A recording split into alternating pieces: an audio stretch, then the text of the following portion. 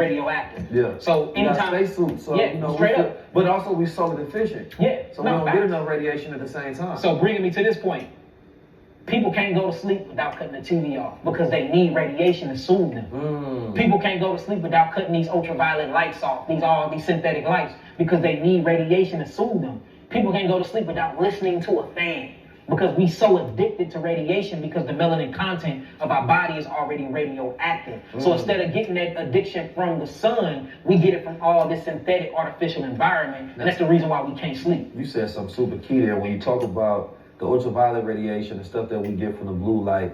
You know, our bodies have a direct effect, of course. Everything emits radiation. Everything. Right? But it has an effect on your body and your bloodstream. Yeah, facts. You understand me? Because, you know, the water in your body is connected to the radiation. You understand me? Being able to move. I talked about this with Billy Carson about the 4 phase of water. Fact. You understand me? And how structured water. Yeah, the structured water. H3O.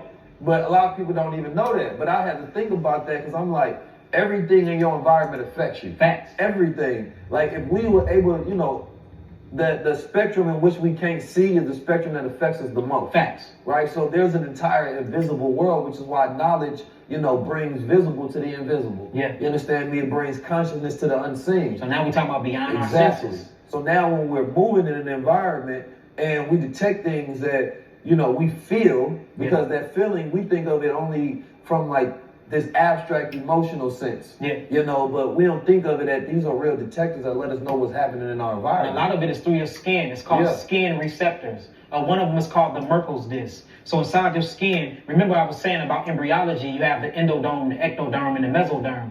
Well, your skin is made from the same cells as your brain and your nervous system. And this is where hair is for. Hair is an extension of your nervous system. Hair is also a eliminating organ too. Yeah. It's a eliminating organ. It's a limited, but it's most definitely a senses. These antennas. I talked about this with Mike Rashid on how the warriors grow their hair because those are antennas of intuition. Samson and his locks in the Bible. Yeah. And this actually is, so basically the body scans the environment by way of the hair. You got hair on the outside of your body, and you have hair on the inside of your body. And through these you got Merkel discs, you have weathery sensory discs that shows the temperature, how to regulate your temperature to your thyroid. That's how you get goosebumps or the hair stand up on you. Like, even though our eyes and our ears is not hearing, you still have your skin, which is the true 6th and 7th sense.